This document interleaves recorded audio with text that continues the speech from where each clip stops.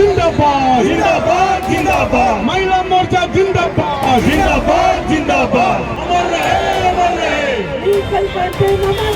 अमर रहे। सबकी सुरक्षा व्यवस्थाएं इन्होंने कम कर दी, वापस ले ली, हटा दिया, तो सरकार सुनियोजित ढंग से वहां पर हत्याएं करा रही है।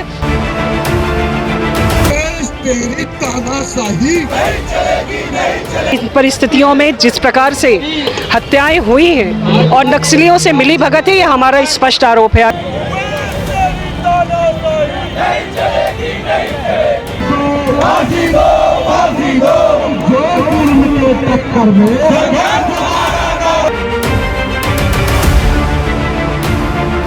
मुख्यमंत्री के पास में रखा हुआ झीरम घाटी का कांड का कागज कहां पर है? उन्हें क्यों नहीं दिखाई दिया?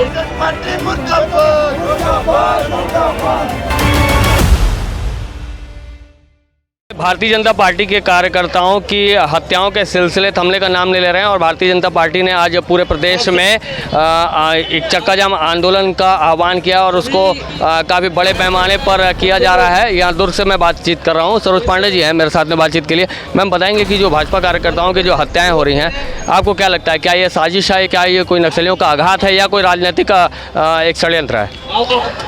पूरी तौर पर ये राजनीतिक षड्यंत्र है। जिस प्रकार से ये सरकार वहाँ पर सीटों को नहीं जीत सकती है, इन परिस्थितियों में जिस प्रकार से हत्याएं हुई हैं और नक्सलियों से मिली भगत है, ये हमारा स्पष्ट आरोप है। इसलिए हम लोग आज सड़कों पर उतरे हैं और मेरा मानना है कि इस सरकार को कानून व्यवस्था की जिम्मेदारी है कि ये कानून व्यवस्था बनाए रखें। अगर कानून व्यवस्था ये नहीं बनाए रख सकते हैं, इसी दुर्ग ज़िले के मुख्यमंत्री हैं, इसी दुर्ग ज़िले के गृह मंत्री हैं, उसके बाद भी अगर वो कानून व्यवस्था नहीं बना पाते हैं, पूरे प्रदेश में हालात बेहद ख़राब रहे हैं, दुर्ग में भी बहुत ख़राब रहे हैं। इन बातों में कैसे सार्थकता कैसे कि मतलब जो राजनीतिक प्रश्रय है उन नक्सलियों को मिल रहा है, जो आरोप लगा रहे हैं, वो उन बातों में कैसे सच्चाई और दावों को कैसे मजबूती से रख पाएंगे? भीमा मंडावी की हत्या हुई, हमारा एक विधायक था, उसकी हत्या हुई, उसकी हत्या के बाद उन्होंने ये सीट जीती।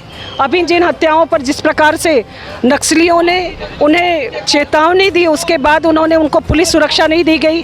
हमारे यहाँ पर जो भी उस क्षेत्र के जनप्रतिनिधि हैं, सबकी सुरक्षा व्यवस्थाएं इन्होंने कम कर दी, वापस ले ली, हटा दिया, तो सरकार सुनियोजित ढंग से वहाँ पर हत्याएं करा रही है ताकि भारतीय जनता पार्टी के कार्यकर्ताओं में दहशत का माहौल हो, वो सामने ना निकले, सांगठनिक कार्यों को ना करें, अपने विषयों को ना रखें। और ये सुनियोजित षड्यंत्र इसी का एक हिस्सा है। हमारे 4 कार्यकर्ताओं की हत्या हुई, सरकार उन्हें खोज नहीं पाई, इसलिए हम इस बात को कहना चाहते हैं। कांग्रेस की सरकार ये भी हुई है, कांग्रेस की सरकार का ये भी कहना है कि जब उनकी भाजपा की सरकार थी प्रदेश में, तब झीरम घाटी का हमला हुआ था और उसमें जो उनके जो नेता शहीद हुए थे या दिवंगत हुए थे, उस विषय में NIA की जाँच हुई थी, वो जाँच आज तक धरी की धरी रह गई, उसमें कुछ नहीं हो पाया।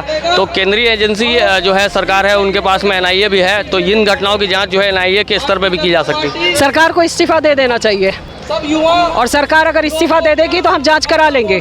लेकिन ये मुख्यमंत्री भूपेश बघेल जी ने इन्होंने कहा था कि हम सरकार बनने के 4 घंटे के अंदर में झीरम घाटी के कांड को सच को साफ ला देंगे। मेरे पॉकेट में वो कागज है, वो कागज आज तक कहाँ गया?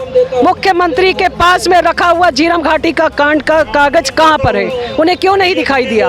और 4 साल पूरे होने के बाद भी वो कागज को हम खोज रहे हैं झीरम घाटी वाले विषयों पर, उसमें भी इन्हीं के नेता शामिल थे, उस पर भी इन्होंने भाजपा पे आरोप लगाया। इसी बात को हम कहना चाहते हैं। आप उन बातों को दोहराना चाहेंगे जो अमित शाह जी कह के गए थे पिछले समय जब छत्तीसगढ़ आए थे, तो उन्होंने साफ तौर पर कहा था कि छत्तीसगढ़ में अगर भारतीय जनता पार्टी की सरकार आती है तो कुछ महीने ही लगेंगे और नक्सलियों का सफाया हो जाएगा। मेरे पास वो संवैधानिक अधिकार नहीं है, वो हमारे गृह मंत्री जी ने कहा है, तो गृह मंत्री जी की इच्छा शक्ति बहुत मजबूत है, मैं ऐसा मानती हूँ। इस तरह से भारतीय जनता पार्टी का जो विरोध है साफ तौर पर देख पा रहे हैं, ये लोग चक्का जाम की स्थिति में बैठे हुए हैं, आंदोलन इस तरह से जारी है और लगातार नारे लग रहे हैं। और 4 जो भारतीय जनता पार्टी के कार्यकर्ता इस हमले में दिवंगत हुए हैं, उनकी जो मौत हुई है उसके बाद भारतीय जनता पार्टी चाहती है कि साफ तौर पर अब छत्तीसगढ़ की जो सरकार है वो इन विषयों में कार्रवाई करे, या सरकार अपना इस्तीफा सौंपे, या फिर जो है कि जनता की जो लड़ाई है या भारतीय जनता पार्टी की जो इस तरह से विरोधाभास है, उस विरोधाभास का सामना करने को तैयार रहे।